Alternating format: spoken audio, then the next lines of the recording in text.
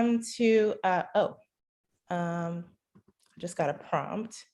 Great, now I think it's on. So welcome to Imagine This Women's Film Festival, a wonderful festival that I was actually a part of not too long ago.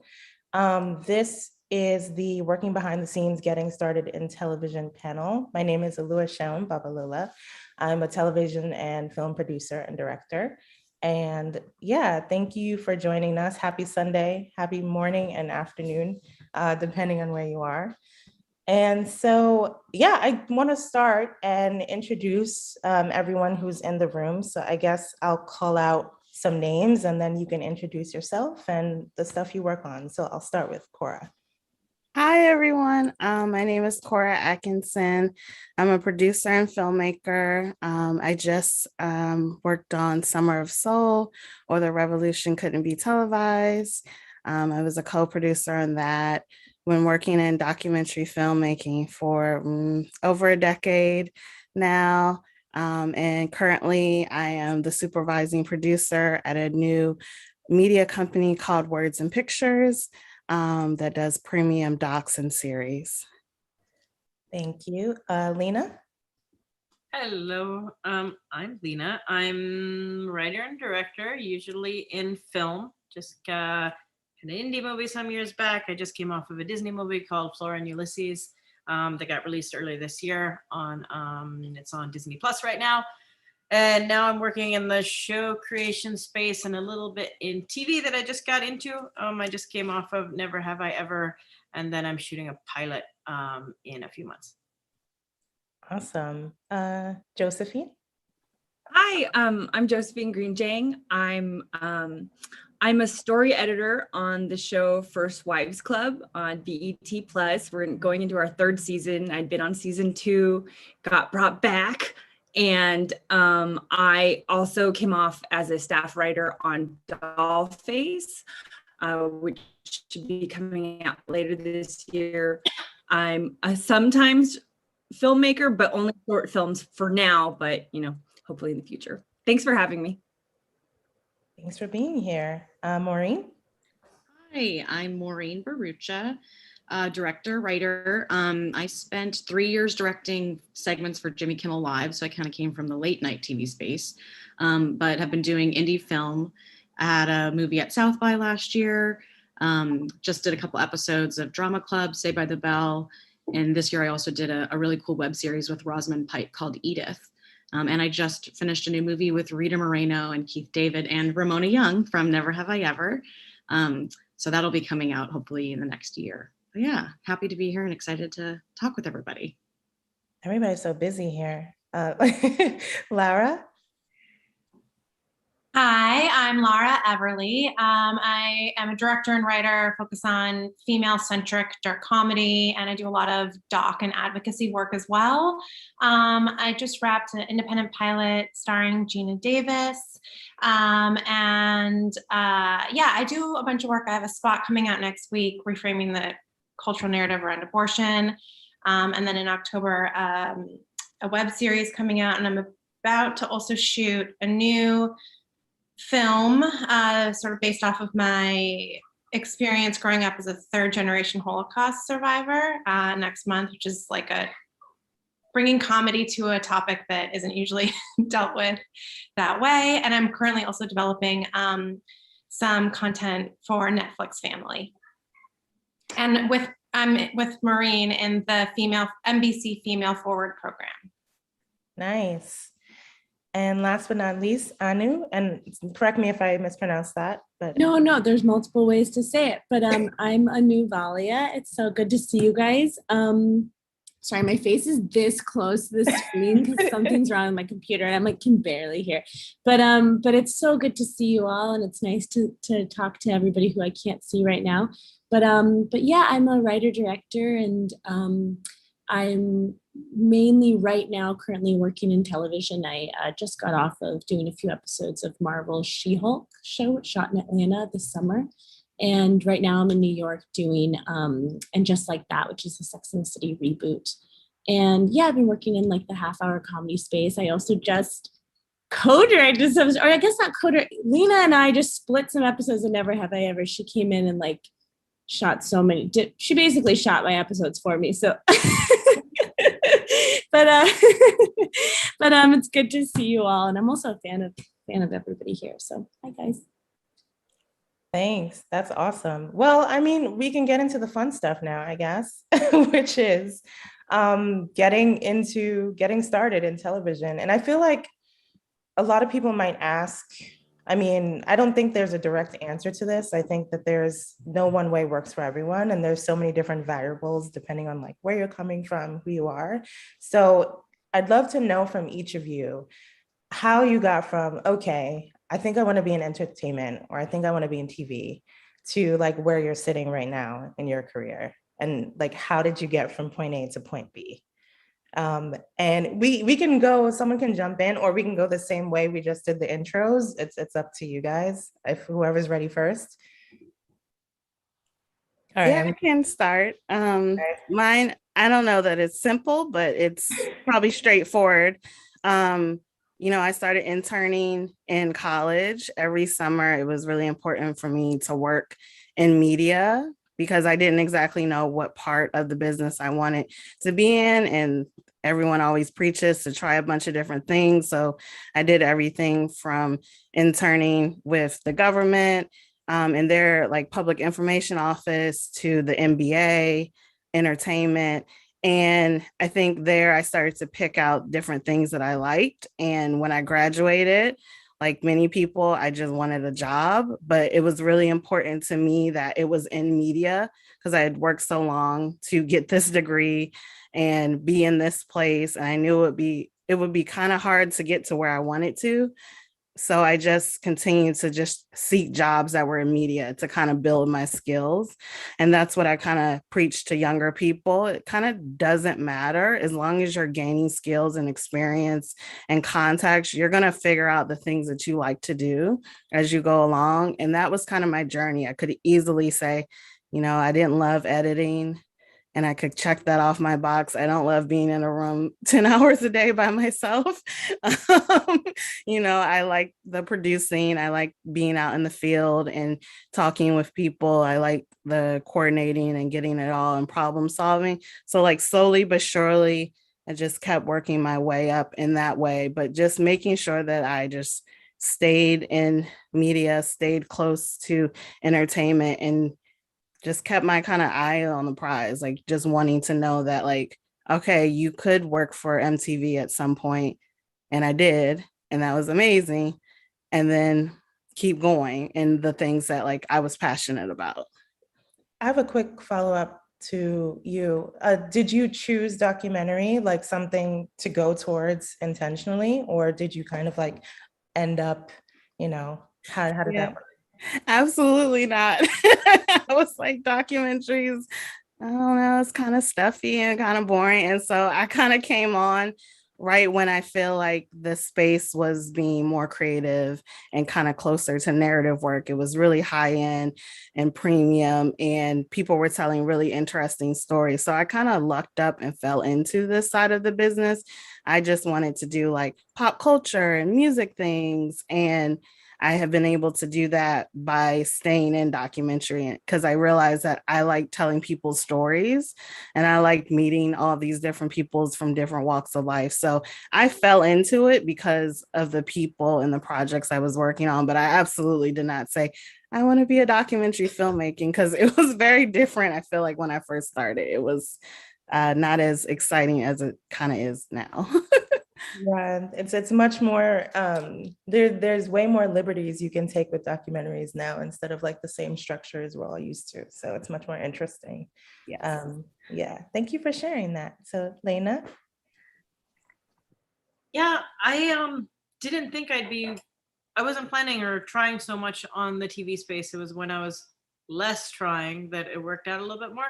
I was more in film world, and then but TV has much better money than film stuff. Film stuff you get paid, and then 3 years later they're like, "What do you mean we paid you 3 years ago?"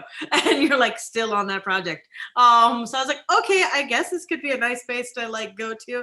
So I was in the DGA, like there's like a diversity program they have where you get paired with like mentors, and then like I got into the half mentorship program from Ryan Murphy and things like that. And I found, and I think some people have different experiences, those are things that just help to say. That when you're like in an interview and you say you did those things, but the opportunities don't actually come from there. I feel like once in a while you just find those people who will advocate for you. My producer on one of my movies became like the best agent that there could be. Like he always talks me up into places. And then I found him, I switched agents several times, which I think helped. I was at CAA, then I don't even remember when I went after that. Now I'm at UTA and I love them. They're very like artist friendly, but I found like finally finding the people who will really like advocate for you. Like they really do believe they will be the ones who finally get you that meeting in front of the people who actually make the decisions. And so when that happened, my manager who I've been with for quite a while, combined with my producer, had talked to several people who kind of gave me my first opportunity, and it kind of went from there. And then after that, I like they always say, like you triangulate when you're getting like TV things. You're like, okay, you have the one in, and then you get other people to like poke them. So like I knew the line producer who it turns out the UPM had worked on my first indie movie, who used to be that. And so they sent a message over to the new person, and that kind of like confluence of various people like tapping on the door helped them be like, okay, because people are always worried about giving people their first episode. It doesn't matter like how many movies you've done. They're always like, oh, TV, as if it's like this really scary other alien life force, but it's not. But anyways, that's what they think. And I have a question for you, because you mentioned agents, and I know some people are like, okay, well, how do I get an agent? How's that happen? You know, do you feel like that has helped? In what ways has that helped your career move it's forward? so rough because I feel like in every panel, often it's always like, how do I get an agent? And I don't know. It is a hard, sad reality that very deserving like talent, like it's just luck of the draw whether you get an agent. I got it after my first film premiere. That's when I got signed by both my managers and my agents. And after that, if I didn't have that, I don't know. Like I've seen those like meet and greet things. What I have found is I've gotten my agents or managers to sign a few other people. So sometimes that works, where you can get a friend who will be willing to do the pull for you at that time. But you asked in terms of like how they helped. I forgot what it was. yeah. I mean, that what your intro to that is actually really important, because I don't think from my experience, from what people have told me, because I don't have an agent, but they're like, you know, I kind of just found one. I kind of just fell into it, or kind of So it's been hard because people always go like, they try to like, I found, and like, people have different experiences. People have always asked me like, when they go and they try to find the agents themselves, they haven't had as much luck. It has to be like, you should be on the lookout. Like for instance, I have a friend of mine who's working regularly in TV now. I introduced her to my manager, and that's how she, you know, and they clicked and all that sort of stuff. But all the people she had messaged before that, she's an extremely capable person. They didn't sign her. It's like, I don't know, something about when, you know, there's an analogy for, I've always seen that I found very true. Somebody told me when I was looking for investors for my first film once, if you write somebody a 3-paragraph email, and then they write you back like one sentence, they're basically saying you're my bitch. like, and so if you're in that position, I have found you are not, I don't think you're usually going to get anywhere that well. But see, when I'm saying like, I have a friend, they're great, I think they'd be an asset to you, that power dynamic is not there anymore, and they see you in a different way. So I found that has been true for people finding their agents and managers. It's been in situations where you're not in that begging power dynamic. But as far as they helped me, yes, they were my main advocate. They were the ones who, when they knew there was an opening at certain places, they're like, we know people, we know somebody, I know somebody, I will vouch for her, you know, that sort of thing. Yeah. And I actually want to get into the power dynamics, but I want to keep going around. So thank you for sharing that. Let's go with Josephine. How did you get started? Well, I feel like I definitely, after college, I did my last 2 years, I did film school, and then I did my MFA in screenwriting at UCLA. I was in a fellowship after I got out of undergrad called the Film Independent Project Involved Fellowship as a writer-director. And that got me into being a art PA on a movie. And that's like when I first learned, like, holy shit, 14-hour days when you're on art, because you have like plus a commute. And so I was like, but I really want to write, so this isn't giving me time. So that's when I went back to the MFA program at UCLA for screenwriting. But even then, I burnt out by the last year, and I like moved to China for a year and I taught English, and I came back and I had some savings, and then I still had one class left. So I wrote this script that was just like a comedy. And before I'd been like, oh, I'm going to be the next Alexander Payne, whatever, like writer, director of indie features. And this feature was like a road trip film about two best high school friends graduating. It was really from my experience. And I came back and I used that to apply to the Universal Writers Fellow program. And I had like applied to all the TV fellowships year after year after year, rejected, always rejected. And then this one shot I applied because I'd written more features. I think that was part of it. So I made all my bad pancakes, and like with my last script, I got into this fellowship. And then during the fellowship, a lot of what like Lena said, it's sometimes, you go through, it was a great experience because that was one of the few paid ones, and it was feature writing. But feature writing is a lot less structured than television. But I was paired with a mentor, Tracy Oliver. And a couple years later, so after my fellowship, I actually I went backwards and I got an assistant job on a show. And that was through a friend who was like volunteering at a film girl camp. And she was like, I think you'd be so great at this. And I did that. And then I also, once again, was like, oh my God, assistant hours are insane too. Like after the year after I did that assistantship, I like went back to writing pilots, and, Tracy sent me a text message being like, do you want us to be on First Wives Club? So it was like the most it was lovely, but I definitely got a text message like telling me I got stabbed for the first time. It's been like, I've been working since. And I did have an agent a couple years ago, actually, before I got staffed. So I think in my experience, having an agent didn't necessarily guarantee that first job, but it did help like afterwards. And it's so much about building contacts once my agent's wonderful. And I feel like, you have like a friendship too, or casual, like the more normal you can be, like the more I found like when you stop giving so much of a shit, like things happen, like more organic relationships happen for you and doors open. And that was like a lesson I had to learn because I'd been like so eager to just like be there. But yeah, people just want it like you to be comfortable around you. And so I was saying I did forget to mention that I'm also developing an animated Netflix show. That's like a kung fu fantasy wuxia fun thing, and that my agent got me a year before I'd staffed the second time. So yeah.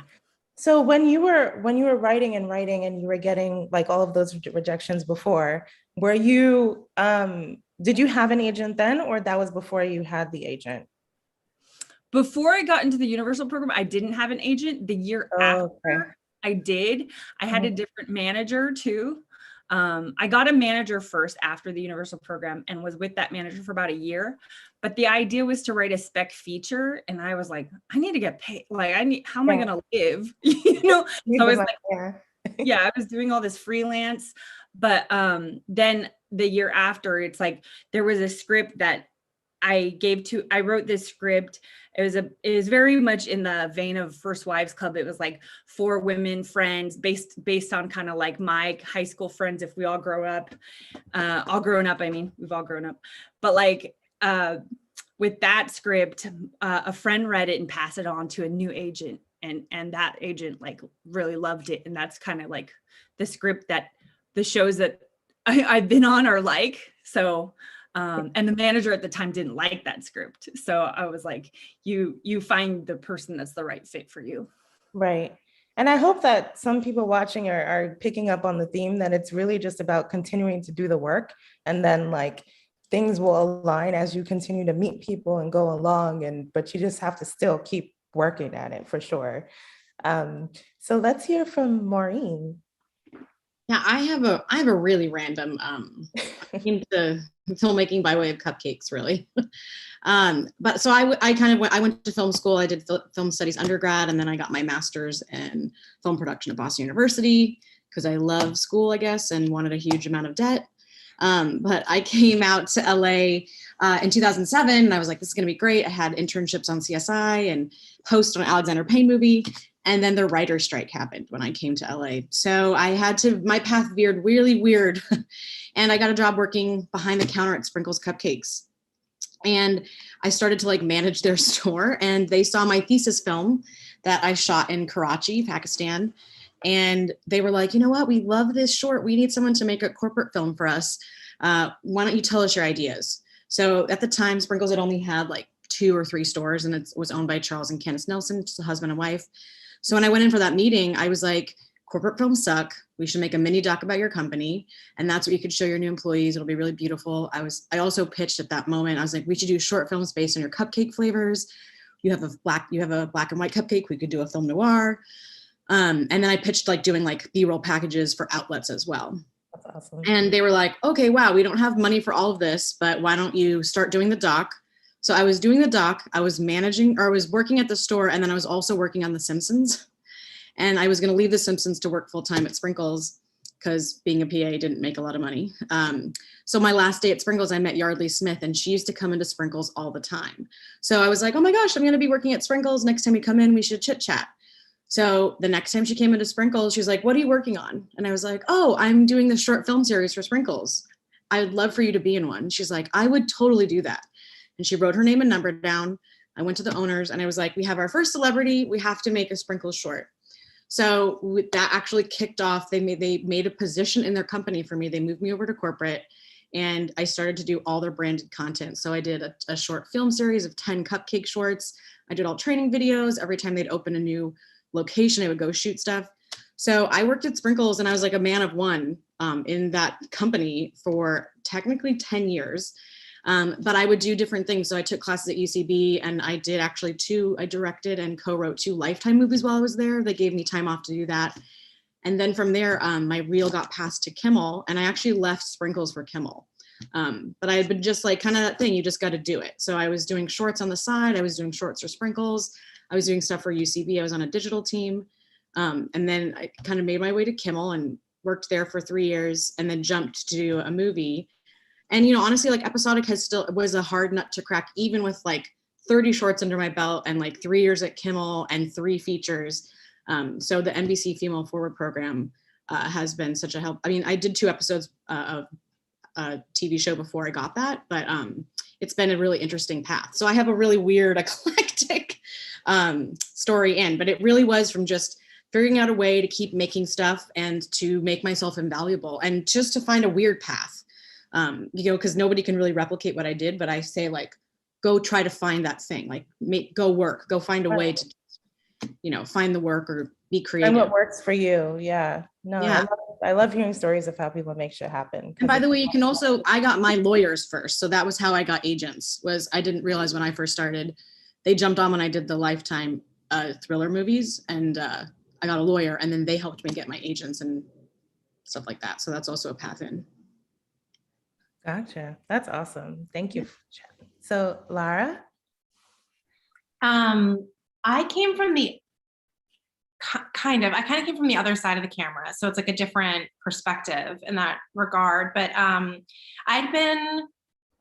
it's funny because I was really confident in directing theater. Like my big, you know, thesis in college was, you know, directing this big musical. But for some reason when I moved, I'm from Los Angeles, I'm like a homegrown Angelino.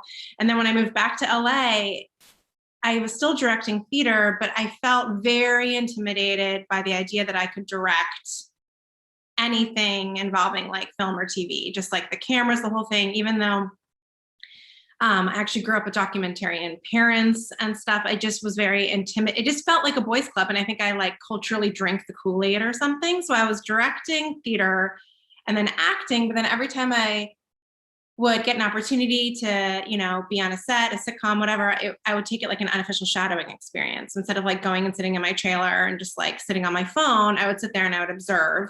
And then I started to get ballsier and I would sort of like chat with the directors on lunch and breaks. And I was doing a couple episodes of Important Things with Dimitri Martin on Comedy Central. And I started chatting with the director. And he was like, oh, you really actually remind me a lot of myself. Show me your stuff. Showed him my short film and some things that I had like started to do on the side. And then I wound up shadowing him on Superstore and developing some content, original content for Funny or Die and stuff with him. But basically I started capitalizing on any acting opportunity to not only learn, but to like make connections with any like writer, director, producer that I could. But then at the same time I was directing a play, and the writer, director, producer, Stephen Chbosky, he did like Perks of Being a Wallflower and Wonder and Beauty and the Beast. He was like, that play you did would make a great film. I'll give you the seed money to go make it. You really should just like, you need to launch yourself, like go, which was like an incredible gift. So he came on as an EP, and then I was like, all right, enough, like I need more, whatever, you know, like enough like excuses. And then I just jumped in, I started doing that. And then one thing kind of led to another. It was just a bunch of shorts, a bunch of sketch comedy, did like a lot of stuff for Funny or Die, some stuff for College Humor, Refinery 29. And like, you know, they just like pay that rent bill and that's it. And then you're like, gotta keep hustling. So there's always like the next thing. And, you know, similar to, you know, I'm echoing what Maureen said, like I was sort of on this like hamster wheel of digital content. And even if it was for big platforms, like I've created stuff for Oprah and, you know, Netflix, like places that have a lot of money, but like, if it's not quite in that episodic world, I just kind of felt like I was on this wheel. So when the pandemic hit and things shuttered for a while, I became like a program applier. I was like, this is a good opportunity to just like apply to a bunch of stuff. So I applied to NBC Female Forward. I wrote a pilot. I sent it to the Sundance episodic competition and the Slam Dance screenplay competition. It was a finalist at both, got into NBC Female Forward. And then ironically, I think who was it that said, Josephine, I think you said just even being able to say that you had those things, it was like then more content started coming in. So even though those things have been like the oven has sort of been set to like a slower bake, those credibilities that somebody else saw something in me, there has just been like the Gina Davis pilot came in and a lot of other things started coming in. So it's sort of like things are now happening more simultaneously. And I'm hoping it's all going to sort of come to like a great pinnacle very soon. But yeah, it's been a hustle. And I'll also say like writing, you know, like I really saw myself as like an actor director for a long time and was very intimidated to like put pen to paper. And once I started, I realized, oh, I have a lot to say. And all those years of like playing like girl number 3, I was like, fuck this. Like I have there's so much more. And now it's just been this like open well of like female driven stories that just like can't stop. And I think those years of like, I almost had to go through like being in the machine to like disrupt against it, if that makes sense. Like I was very much like a part of the machine, like I'm the cute girl next door, whatever it was. And then it's like, now because I was in it, I'm like rebelling against it in like a more informed way versus if like I hadn't sort of like been a cog in the wheel before. And not say that there's anything wrong with that. It's just there's a lot of like crap being made out there. No, sorry, go ahead. Yeah, no. So now I'm just kind of like fired up to like tell all the great stories that like I sort of was like sitting on for all these years. And I just do encourage people to write if they want to direct and to just like, you know, it doesn't even matter if that story gets made or not. It's like something will. And like, it also just helps you hone your voice and figure out what you want to even do as a director. Because I've written stories that haven't been made and then pitched on things to direct that have very resonating similar themes. But because I wrote this thing, I'm like, oh, I'm immediately connecting to the story you've already written and I can direct this for you. And this is why it resonates. Yeah. Yeah. And I completely agree with you. It's kind of like how you can't hate from outside the club. Like you kind of have to like infiltrate to be able to like knock down all the walls and the pillars to like blow up the system and create your own. So do you find? No, go ahead. No, I was gonna say, do you find yourself jumping back and forth between theater and directing and writing, or you're kind of like in a? I've not done theater in a long time because it pays nothing, unfortunately, even though it's my first love. I will occasionally hop back in front of the camera for like a little thing here and there. But to me, it's like, that actually it all kind of goes hand in hand because it's helpful in the sense that like, I think some of the best directors I've worked with was like Fred, as an actor, was like Fred Savage, David Schwimmer. And it's like, you can see that they bring their instincts as an actor into directing. They step onto set and you can see they almost like in their body, they kind of like assume the position of the character and they're blocking their direction. It's so intuitive. So for me to like occasionally like flip sides, it's kind of just like going to the gym for a second. And I find it helpful because it just kind of keeps those like intuitions and communications that you have to have as a director with your talent warm. But yeah, theater, I wish, I mean, unless you're on Broadway, I wish it paid, but it is like, especially in Los Angeles, it's rough. Well, hopefully it'll get better at some point. I don't know. But okay, so Anu, let's hear your story. It's so interesting hearing everybody else's stories. Also, guys, you're gonna see my pores because I just like something's wrong with my computer. I can barely hear a thing, but I'm really trying to listen. But everyone's stories are so different. But I think what's so interesting, I feel like there's two themes that I hear that are like, one, you can't extricate who you are as an artist from the journey that your path is going to end up taking. Like you can't pretend to be the type of artist that you are not just to make it or just to break in. Like you are always going to be preoccupied by certain stories. You're always like, you know, when you are finally called, like say, you know, we all have our story of how we were trying to make our art and probably continue to make our art. And you just can only put on like the fake skin for so long, you know, like you have to be truthful to your artistic voice and hopefully you'll find your advocate. Hopefully, as you're hustling and doing all the 1,000,000 other jobs, you're staying up till 3 a.m. working on your thing because you love it.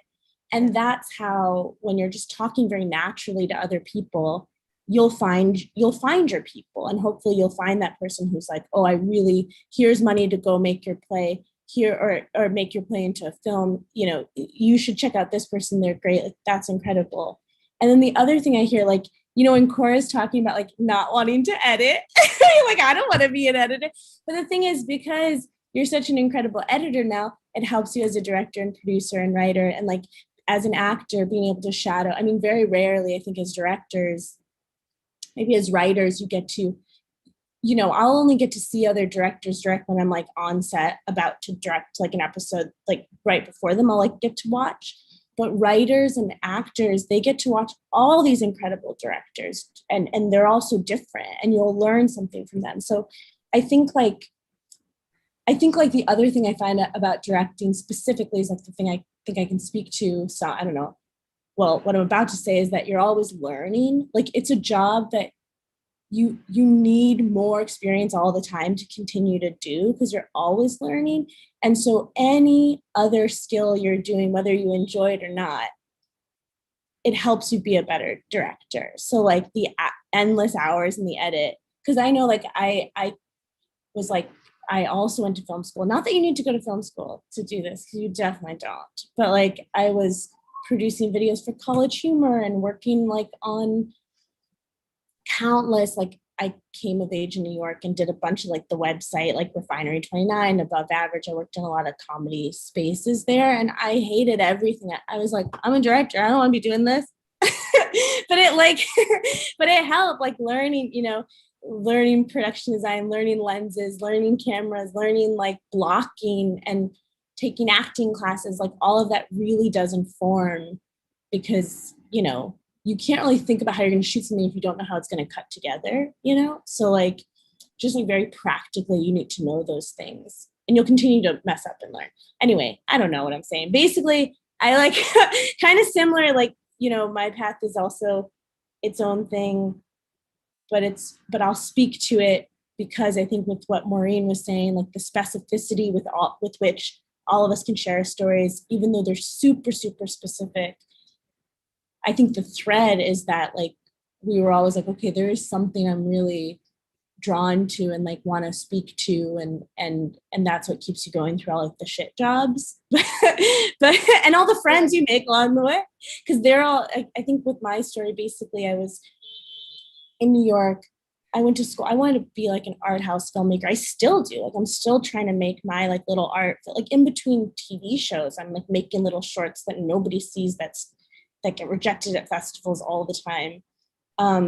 Because that's still like all I've ever wanted to do. But while I was, producing at College Humor, and I coordinated at Fallon and Refinery, was like doing all these jobs and like PA, producer, coordinator positions, but always saving up my money to make shorts with my friends.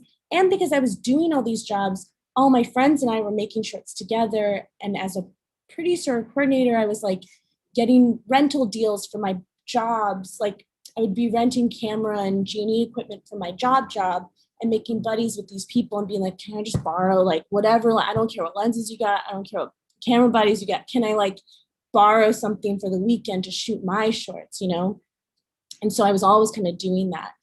And I made many shorts that nobody saw. But I made one short called The Day Before and After that went to Sundance and won an award in 2017. And that's like not a comedy short, even though I was making money in comedy. I was like making these little art house films. And so I made that short.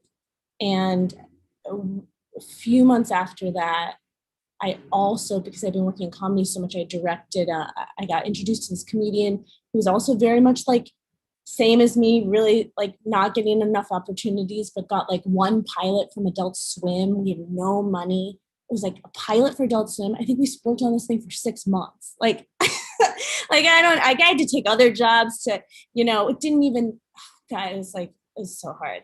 And so, but that wasn't what I wanted to be doing. And then at this time, this is over the course of like 8 some years, I don't even know, all of our friends were always also working too. And then one of my friends, Sarah, her and her co-writer, Chris Kelly, the two of them created the other two. And when that show was their first season and they were looking for directors and they wanted newer directors, and Sarah had known me from College Humor, and she knew I was always making these shorts and trying to like do something like that was my own. And she really was my advocate and pushed for me to interview for that job. And it was my first like episodic half hour. And I interviewed my heart out and I didn't get the job. But they said, do you want to shadow? And I was like, yeah, I'll shadow. I don't care. Just like, I want something. And I was like, sure, I'll shadow. And then a month before, they were like, sorry, actually things have changed. We want to offer you the job. And I was like, that's my lucky day. This is great. I hope I don't fuck this up. And what I found out later was they had a director, and that director had dropped out last minute because they had gotten a pilot and they just didn't have anybody to fill this position. So they had to like go on the bottom of the barrel and pull somebody out. And it happened to be me. And so that was my first job. And then right after that, Tracy Oliver was my second. I did a couple episodes of First Wives Club. And that was, that was before the other two came out. And she also really took a chance on me. And I think I think if you hear that story, there's definitely luck that's involved, but I think you can't fake what you're passionate about, and you can't fake what you're connected to. And luckily those two shows were ones I felt like I could actually be additive towards. But I think if it were a show, I don't know. Actually, that's probably not very encouraging. Anyway, no, I think so. Yeah. And I learned a lot. I think there were times I asked a lot of questions of people. I asked for a lot of help before I started the job. I met with as many directors as I could to really set myself up so I didn't screw up too badly my first time. And I definitely made a ton of mistakes and shot things in ways I was like, I'm an idiot. But I really, really tried once I got my first opportunity to learn from as many people as I could before I stepped onto set. So I didn't make a total ass out of myself, I still do. Like legitimately, I yelled action when they were like, when like the cameras hadn't rolled yet. Like that, it was like that sort of thing.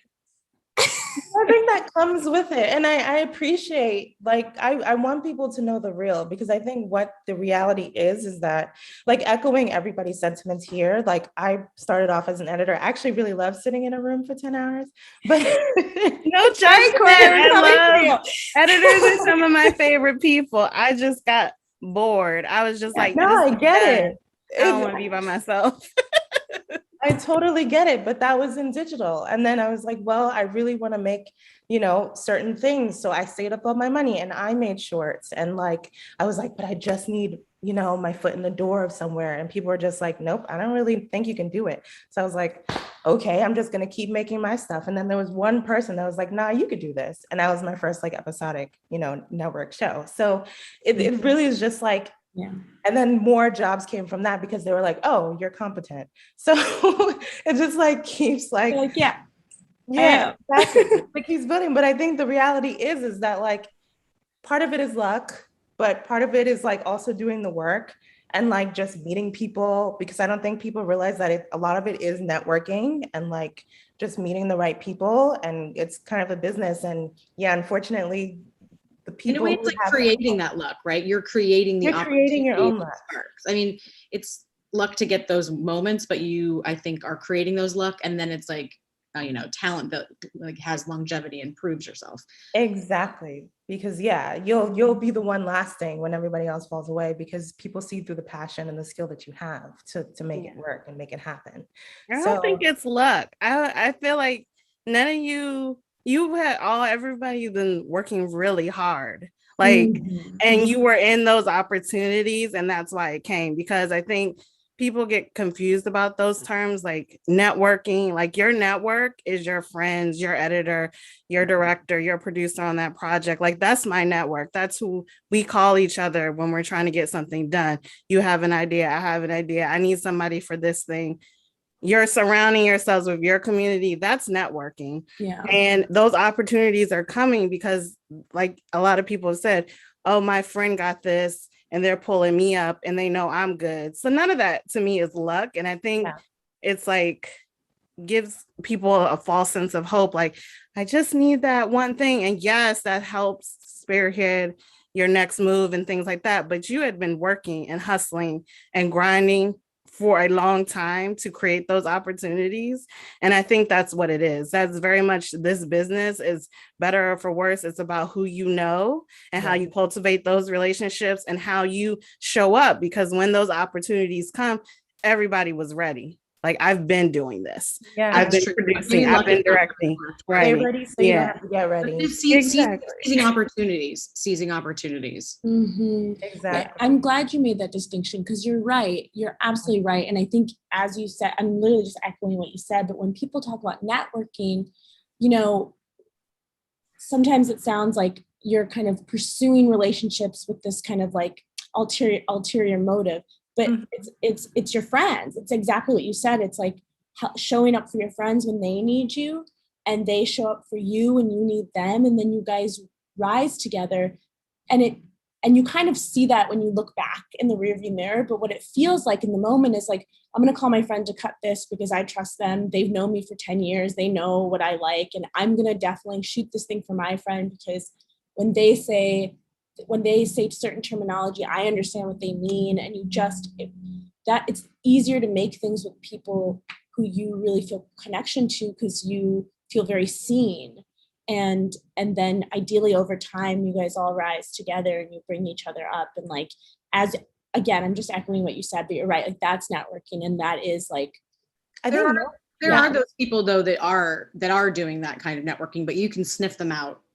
Very quickly. So I think networking is the wrong word. I think community. You have to build your community around each other, because and I think people don't understand the importance of just working with your peers, like you were saying. Everybody's trying to like network up and being like, let me get Oprah to fund my film. And it's just like, well, you have very talented people next to you who are your friends. Why don't you start doing that first? So yeah, what everybody was saying. Maureen, I'm sorry, you were saying something too, I think. Oh, no. It's that same thing. I feel like that was the best advice I think I got in film school, was like, don't try to reach like Nina Tassler. She went to BU. It's like, look next to you.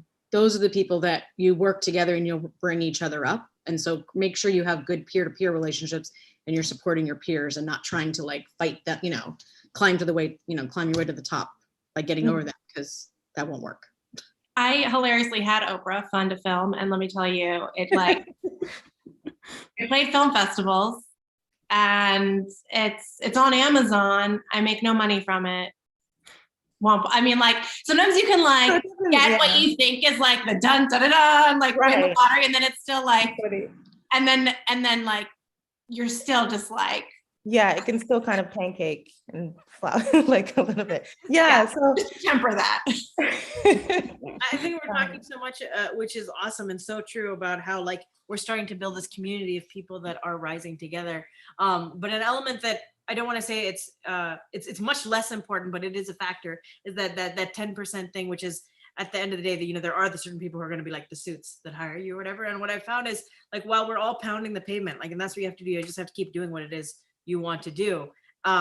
We have a finite amount of time and effort, and like so you have so I think it has helped to be a little aware of where your efforts are a little bit more effective or not. And what I found just among the years is finding that community of people who are wanting to help us rise together is invaluable. Like Maureen spoke about female forward, right? There are people in that group who are trying actively to get, and you'll find, like, let's say when you're shadowing, I shadowed on a couple things. Well, I think shadowing a lot of the time, they're just trying to waste our time. But like I think you should know the people, when you're around these people, are these people going to be a waste of my time? You can tell when there are people that are trying to advocate for people, talented people, their pipeline, and people that don't care. And don't waste your time on those people who don't care. You'll find like when you build this community, people who are trying to rise together will also find the suits or whatever it is. Like Maureen, like we know a lot of them, like now that, now they are the ones hiring.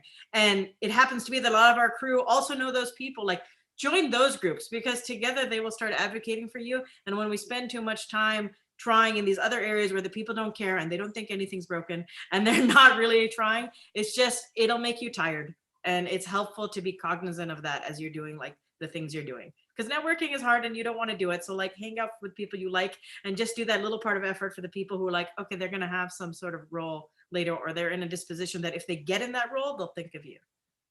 That's such a good point, because you do have to be discerning with who you surround yourself. And while it is like doing the work, you have to be focused and have, sort of a flexible strategy, but a strategy on where you're trying to go, because, or else you just kind of end up zigzagging everywhere. So it's just like an awareness. Yeah, I found there's always like a small part of you that has like, I think I've given up all the sort of like, I'm trying to network or strategize this or this, but there is some part that if all female filmmakers, all minority filmmakers also know, there's a small part of you that just knows how the world works and has to keep that in mind as you are functioning. I think it's like be helpful as you're coming up, but like also have your boundaries, like, and you get that sense when you're being used, when you feel like someone's kind of like placing you there for optics, but they're not really going to help you. I think like as women, we come across that and like we can sniff it out. And, I think on the path of like, you don't know who's going to cook first or like have that, think of you for a job first. So that's why it's like always be kind. Because I do remember the people, like not to be petty, although being petty in spite does give you a kind of energy sometimes. Not gonna lie, but like give you a little fuel. It gives you a little food, but you remember the people who like helped you or like give you a look and you gave each other looks, or some people who did, when you tried to help, dismiss you, and like that, like you rise with each other when you help each other in like, and are kind. That's just like the big thing. My first experience shadowing on a show was really interesting. I went to this it was like an HBO show, and I was like shadowing, and people were kind of like being dismissive, like not dismissive, but they're like, oh, she's the shadow or whatever, And then somebody introduced, and at the time I had been directing on Kimmel. So one of the producers was like, oh, have you met Maureen? She directs on Kimmel. And there was one person like in particular had like just been like, oh, who are you? And then as soon as they said, they're like, oh, you're like legitimately like a director. And I was like, I was literally the same person I was 5 minutes ago before you knew that I like had a credit that like meant something. It was just like, I was like instantly that person on my list for like, never want to work with that person. Right. We'll never forget that person's face. Yes. just like I'm same person I was, but you just saw me in a different way, and you're like, oh, actually, you do have value, and it's like, exactly. you know, and that it is a, you know, you feel like that all the time. I mean, we all probably have that experience where, you know, and then you feel like you have to justify, and then like, why am I having to justify like what I'm doing, like, or my experiences, and you know. I know. Yeah, but I think it's like knowing yourself, being genuine, like actually genuine, and then just like surrounding yourself with the same people. So this is great advice, I think. Well, actually, so I want to ask, because you touched on a lot of the questions that everyone touched on a lot of the questions I was going to ask and answer them. So I'll just ask this. At this point in your careers, do you feel represented in the industry, like where you feel like you're working on the projects you want to work on at this point, and the things that you'd like to put out there? I will say I'm finally getting the opportunity that I am getting to pick and choose what I want to do. Like, to be quite honest, earlier this year I was on a really hard show and got this opportunity from a person who I met once and interviewed, and that show never happened. And he was like, hey, you should meet these people. And I met these people who are amazing. And this opportunity was everything that I wanted: a staff position producing documentary series and features, which is like, you put that on your little dream list. That doesn't exist. You don't have staff position. This is a freelance, it's grind some more and then grind again type of thing. And I was like, that's what I want. And this opportunity came. So I won't say that like I'm resting on my laurels, but it's kind of like I had a thought about like what I wanted for me and what I thought I needed in my life and what I thought I deserved. And like, I don't know, maybe manifested, prayed on it. I don't know, all of those things. And it happened because I've been working in New York for 10 years. Like, I moved here making no money and have been hustling. And now it's like, okay, now you get to be at the table and you get to bring female filmmakers here, people of color, and tell stories that I'm super passionate about. And like, that's my job. And so, you know, I don't know that I've made it, but it's just like, oh, that was the goal for a while. And now that's it. And so now what do I do with that?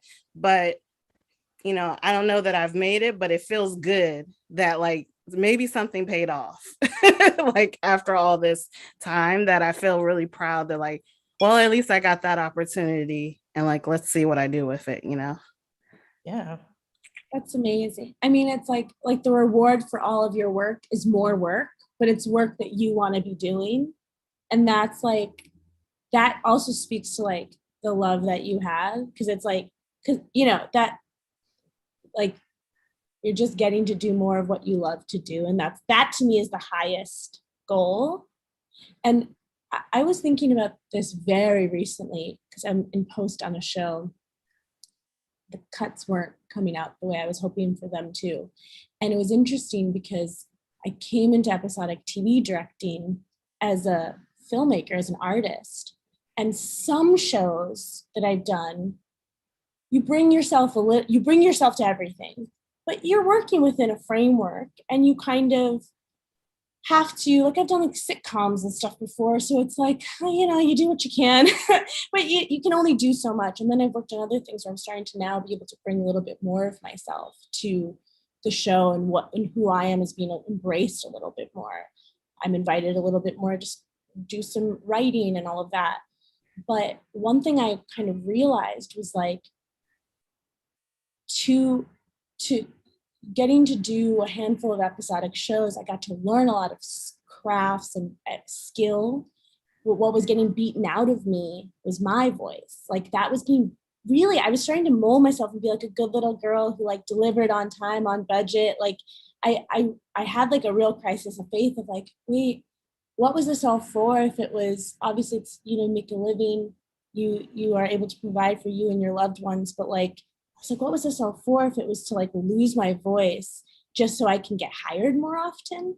And like, so I bring that up only because it's like, as you kind of hit one step and you look on to the next, I think like as artists, we all want to like make it, we all want to get paid to do our art and our work, but I think it requires a constant reevaluation every couple of years, every whenever you decide, am I really like listening to my truest voice?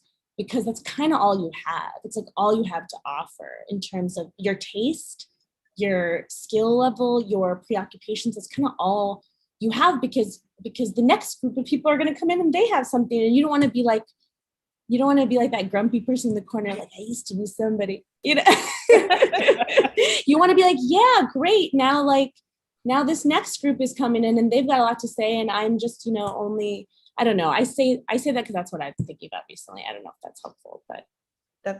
No, that's very inspiring for me to hear, because I think at the point in my career as well, I'm doing the like, okay, like I'm on a schedule and I'm working all these jobs, and that's like great, but it's stomping out my creativity a bit. I kind of want to like be free and like write in the wilderness or something. I don't know, just like, embrace whatever is coming. But when you're on a schedule, when you're working for certain structures, when you're working on that stuff, you don't get the chance, and it becomes like a constant grind. So you have to really like look back, like what you were saying, and be like, okay, what is it that I'm actually going towards? What do I want? Is this the same thing that I was looking towards? Did it change? So that's really important. So thank you for saying that. I mean, I feel that same.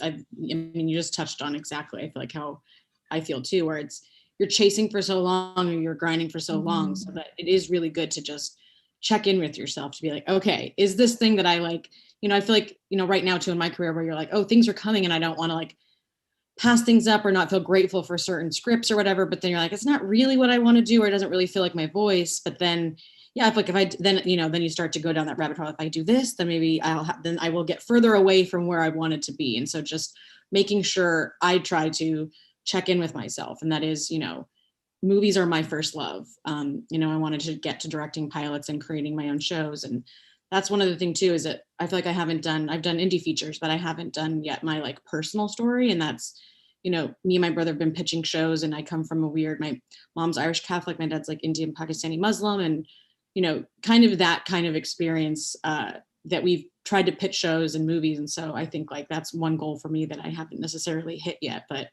it's definitely something that like trying to get those jobs, get those other movies, but making sure that I always get back to like the stories that I want to tell, making sure that happens.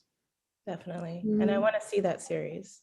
You pitched it like 6 years ago, but redefine it again. I want to say, I think it's a common theme too, because I probably haven't talked about all the other things I do outside of my day job. Like I'm producing a feature. I'm going to make my directorial debut soon, working on that. And that has always been my career trajectory. And I think everyone else is like that. So it's not like we have the job, we have the steady paycheck. Yes, thank you, God. And then, but we are also still making the stuff that we want to make as well, because we don't sleep. And I think that is what this industry is. Like, you're not going to be the Avas and the Isas and the Tracy Olivers and all these other people that we look up to without doing that. Like, you're not going to be able to do that. So I just want to make sure that people understand that, like, it's not just this one thing we're doing like 6 things. And like, that is very common amongst your peers, amongst this panel, amongst people who you're like, oh, how did they get there? Because they're doing everything, because they have this bigger goal. They have those things where I need to pay my bills, but I really want to make this story, so I'm going to do that. So it's just, I think that's a misnomer in this industry. It's like, oh, I got to this thing and I got the staff job and I got the staff writing position, this and that. And it's like, but I'm making these things on the side. I'm doing this because this is what I'm about as a filmmaker. And it's very important, because you're never going to be those people we look up to without kind of doing that. Like, we're not going to get paid to do what we want to do until somebody decides, okay, you're worth it, even though we know we are, so. Exactly. And I want to hear from Lara, Lena, and Josephine, because we kind of have to wrap up, and I want to ask one more question about the feature, but I want to hear about you guys and your goals and feeling represented and where you are in your career. And if you've reached that point, if you're still working towards that same goal, and how that's going for you. Go ahead. Yeah. Oh, do you want me to go? I'll go.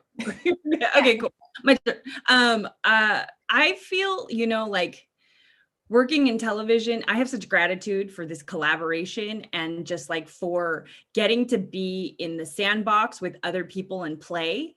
But at the same, but it's like because I've been alone at it for so like with people, but like, you know, writing alone without a room for so long. And then it's just like, you know, television is such a machine with like such hard deadlines. And it's just like, can you write a whole script in 5 days? You know, like you, and if without those like that practice time, it's like you couldn't, you know, so now you finally get to play with other people.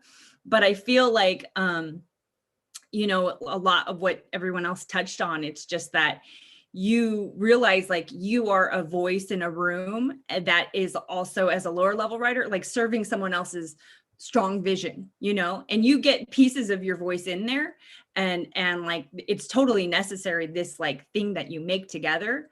But I've always like found this sense like, you know, so the answer is like no, it's like always evolving and changing. And it's like, there was like a year ago, I would wake up and do an hour of my own pilot before going into a room.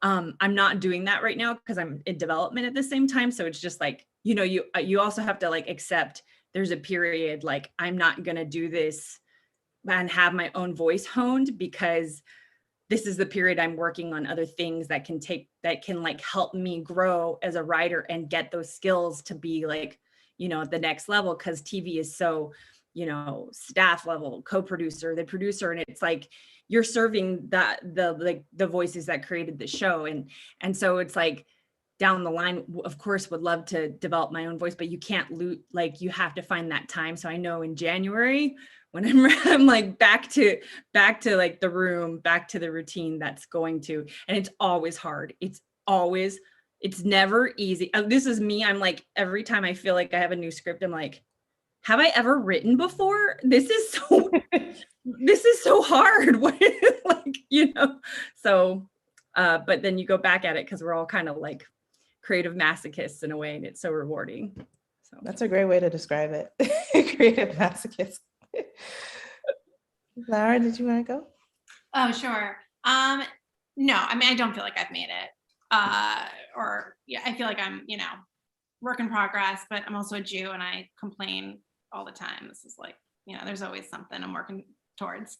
But I mean, for me, I love to be directing in the cable comedy sphere. So Anu, like your trajectory would be something that I'm you know, really working towards. But I mean, for me, what I like personally been grappling with in the past couple of years is a lot of like kind of breaking out of like, I've been equally in the doc world and in the narrative world this whole time, but the doc stuff sort of keeps on coming, and the activist in me has always a hard time saying no. I'm like, oh, it's about incarcerated women, or oh, it's about working mothers, or whatever it is, and it's like ethically, morally, these are stories that I feel like want to be told, but then I'm just sort of like building up this doc side that I think is, I don't want to take anything away from these stories because they're super important, but then I find myself sort of like building a brand that is a little bit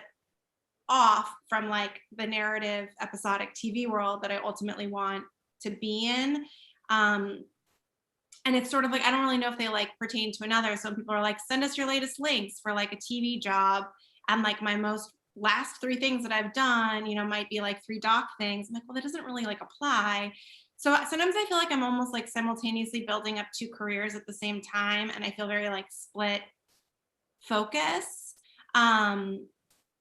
And so I've just sort of been torn because I'm like, every time, like, I'm glad I've done all this advocacy work and I want to keep doing it. There's a reason that these jobs are coming to me and I'm drawn to them. Like they're in super fucking important, sorry for swearing, but also like every time I do one of those jobs, that's my energy and my time and like one more, you know, notch on the belt in the doc world. Whereas where I'm really trying to get into like the cable episodic world. So that's like my personal thing that I've been dealing with the past couple of years, but it's scary to say no to stuff too, especially when you've got like small children to feed and you just don't know when the next thing's coming. So that's kind of like my personal crossroads that I've been been dealing with. And it's not a bad one to have, because like, worst comes to worst, I direct another like advocacy project about like an important female-centric theme. Like, great. That's like really not a bad thing. But I also can see a world where if I like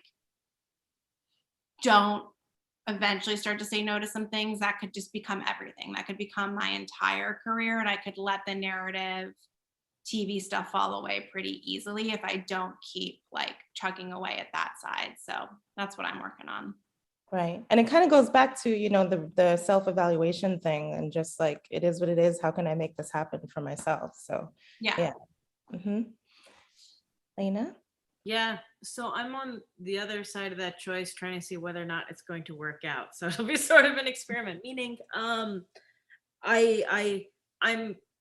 early on at the point where like now, I have made it, and to answer your question in that way, like that, I like, yes, I'm doing everything I want to do, but I'm being given the opportunities now to make more of the stuff I want to do while balancing with stuff I don't like. I get sent like every South Asian script there is in the world, which is fine.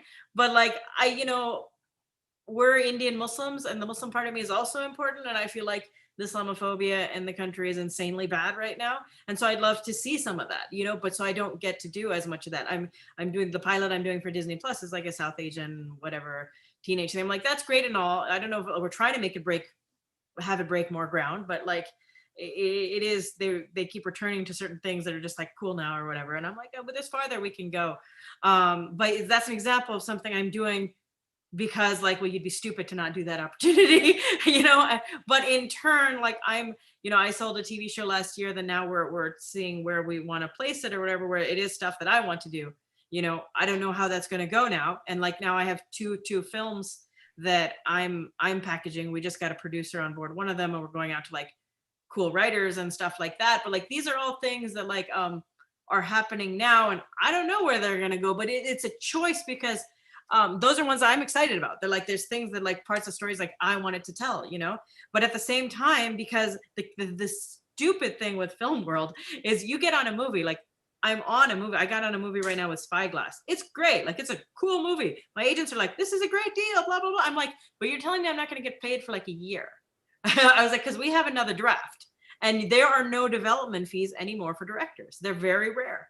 So I'm doing a gamble right now, because I'm literally like, I shouldn't complain. I'm not trying not to complain, because I'm very fortunate, and I'm trying to write out this experiment where I have these projects that I believe in so much. We have cool power players on them, but you don't know what's going to happen, and you're not getting paid while you're developing. And I am purposely not doing certain shows because I don't want to. So I'm doing the other side of that is I made a board game. That like I get a little bit of income from this and that. I purposely said no to certain TV jobs because I usually have a sort of like way that I'm seen right now, and I don't want it to change. So I'm particular about the things that I'm getting because I don't have as many things. I came off of a Disney movie, so I get to ride on those coattails. But if I do too many other things that make me like fall into a line where I have a little less glitz to me or whatever it is, I feel like it's going to affect the stuff that I'm trying to do. But you have no money then.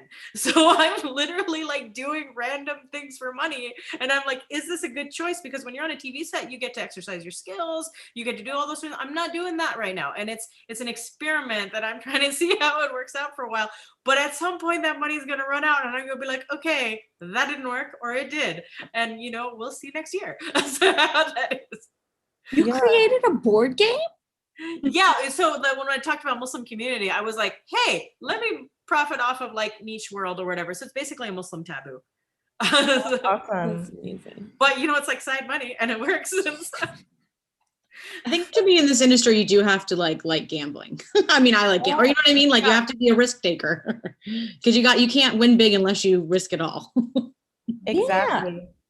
And I think something that you touched on is that the gratitude that we all have to be working consistently is valid. And I know we're all happy to be working, but we do have to like not be afraid to just like go towards what's for us and approach, because I think sometimes the industry is a deterrent to like actually do what you want. They don't like, multi-hyphenates. It's just like, well, if you're a director, you have to stay a director that only does narratives.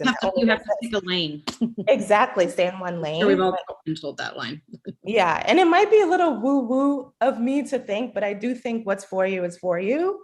And like, if you just keep going towards it, like whoever wants to pursue it, then it's gonna work out.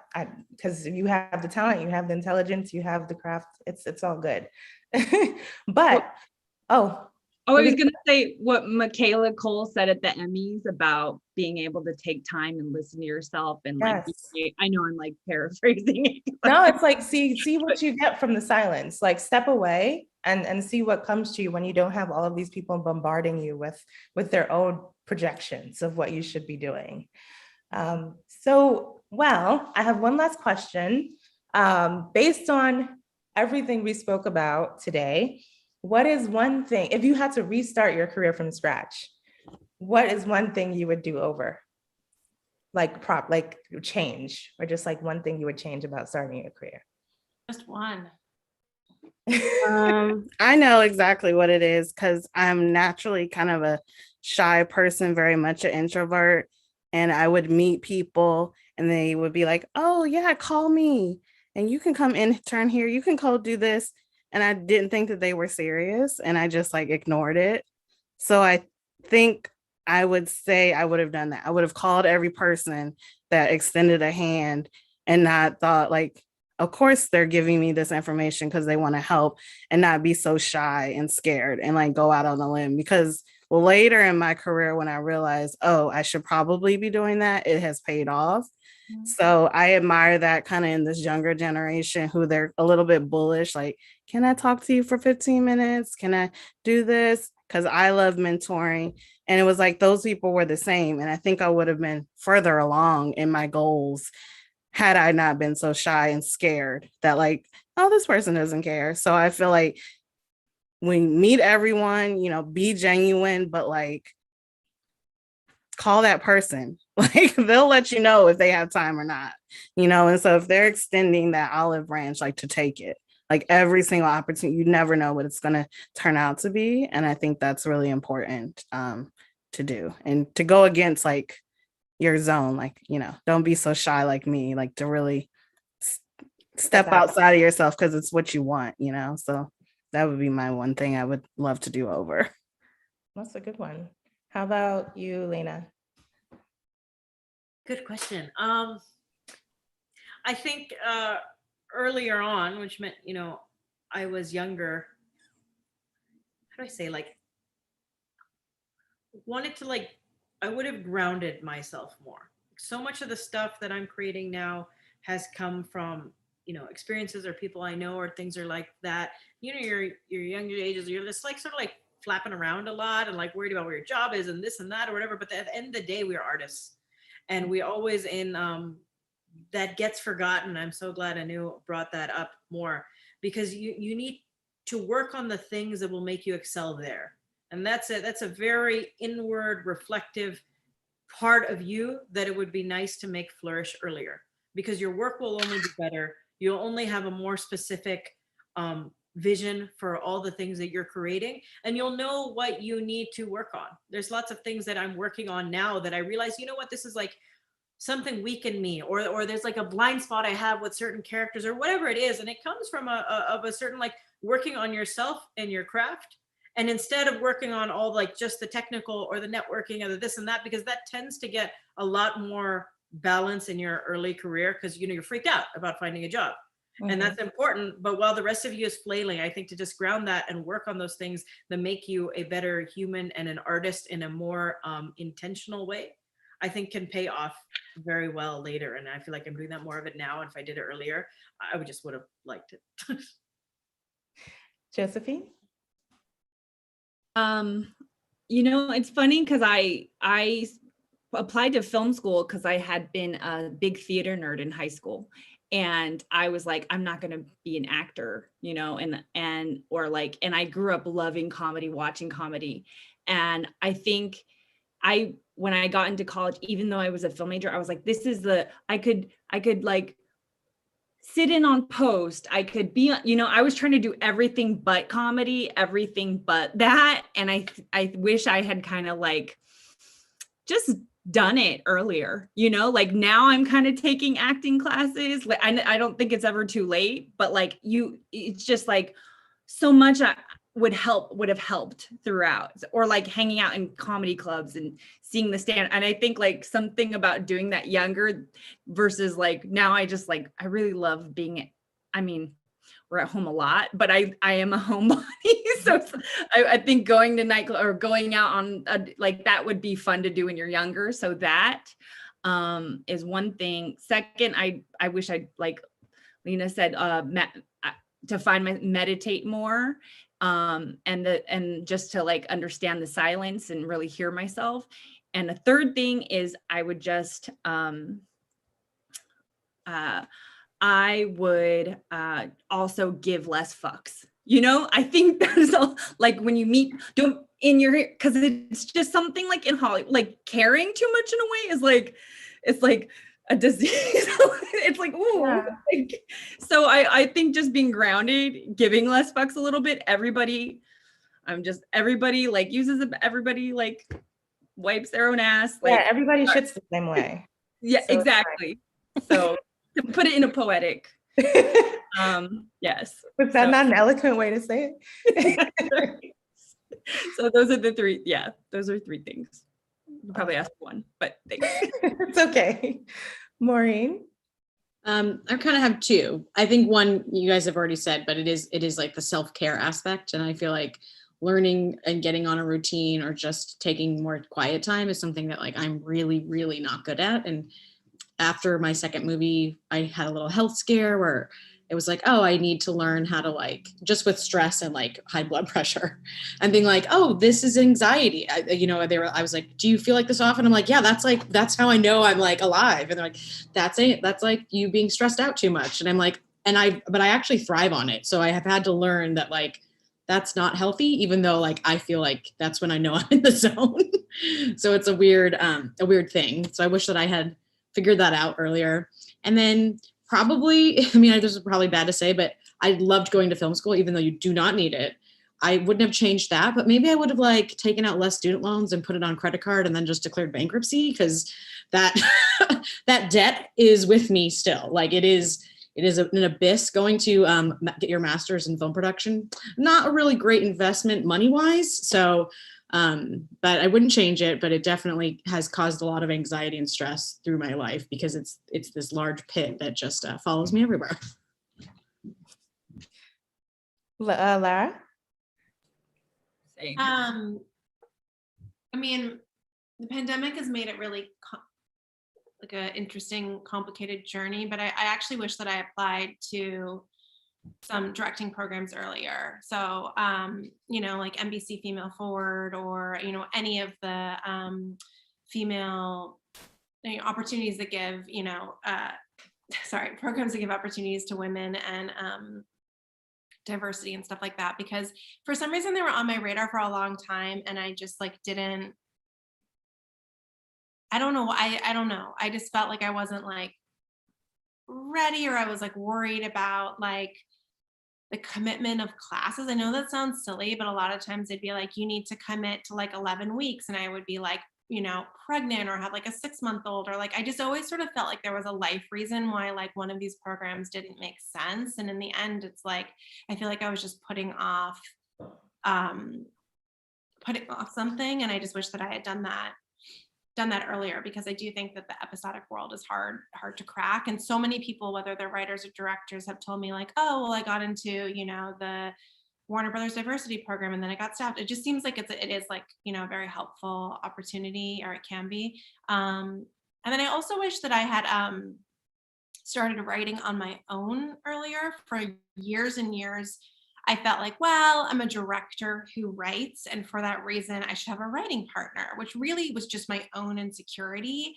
And actually, look, I love writing collectively, and that's like what like, writing in a room is like. But I think that I actually was kind of like slowing myself down by thinking that I couldn't just sit down and like put some thing together, because when you have a writing partner and you're freelance and you're all doing 100 things, it's like, we're going to meet once a week at a coffee shop. And like, it just like was just like the slowest process to ever to start procuring my own content. And I really think that it was just a lack of confidence and a lack of trust that I could actually like take all my free time and capitalize it in the way that I wanted to, and that my voice was strong enough, and that I didn't have to necessarily like wait for somebody else's free time of pocket to meet at the Starbucks to start to like do that stuff. And so just having the confidence to like make my voice, you know, be heard in that way earlier. Yeah. And Sorry, that was two. Anu? I think like getting started, it's never too late. As Josephine said, it's never too late to change all of our regrets, guys. But like I've started a meditation practice that I'm very iffy on now. And I think if I had started that shit 10 years ago, I'd be like so chill and calm. And so whatever, it's never too late. But I do think that can be helpful as an artist, because it can really center you. And you get put in so many nervous situations. You meet people who are higher status than you, and you're trying not to get too in your head, and just kind of keeping focus on why you're, because I think like there's definitely just a difference between the desperation you feel when you're like, I want this job. Like, it's hard not to feel that way, but it can help, like meditation can help refocus and reframe to be like, okay, those nerves are never going to go away, but at least I can be focused on the thing I'm passionate about, because I can take all my nervous energy and refocus it towards like, okay, you're an executive, I want to impress you, you make me scared. How do I like pretend I'm not scared? Maybe I can just be really passionate about this one thing I care about. At least that energy can be refocused. And I think if I meditated earlier, I would have been better at that. But I think like another thing is, I think when you're like starting out and you're scrappier, you're like doing everything. You're like editing, you're shooting, you know your way around like whatever editing software people use at the time, or whatever cameras people are using at the time. And I think very quickly I started working with friends and stopped using those tools myself. So like as like I knew Final Cut like years ago, and I feel like now like on Avid and Final Cut, to be honest, on Premiere, no one uses Final Cut anymore, but on Premiere, like I don't really, the tools themselves, I feel like, I'm embarrassed to say this, but like I like can't use it that fast. And like now I feel very dependent on editor. And that's like a real shame. And I feel like a shame about that, and really wish I didn't need somebody else to edit. And now with cameras, like I don't think I know my way around, like physically actually shooting stuff myself. Like I feel like I need someone else to operate. And that's something that like, if you can kind of keep that up and be okay with being bad at it. Because now I think I'm just like, well, I don't want to shoot something for it to look bad. And so I think that's not great, because now when I make my own things on the side, I still need more help. And I feel like other filmmakers who I think are making things all the time do. So if you can kind of keep up with that stuff, I do think that's important. If you want to be like making things on the side on your own, because I don't think I can anymore. And that's kind of like, that sucks. Yeah. It's a deep shame that I have. Don't be ashamed about it. Like you said, you can always do something. You can always learn. Right? You can always learn. Yeah, and you can exactly. be okay with being bad at it. And that's hard for me. Yeah, exactly. But I mean, okay, so I feel like we could talk about way more stuff for many more hours, but now I have to wrap up. But thank you so much, everyone. Like, this was so fun and so, I think, fulfilling for me personally to just talk about this stuff. And I hope it was helpful to the people watching. And yeah, that's it. I wish you all great luck with all your goals, whether it be shooting and editing and editing decks for 10 hours or whatever it is. And good luck with the board game, Lena, too. Might pick that up. Tell us where to get it. The board game. It's on Game Crafter. It's called In Other Words. Okay, In got Other Words it. at gamecrafter.com. Cool. All right, so that's it. And I hope everyone has a great Sunday afternoon. Thank you so much. Thank you.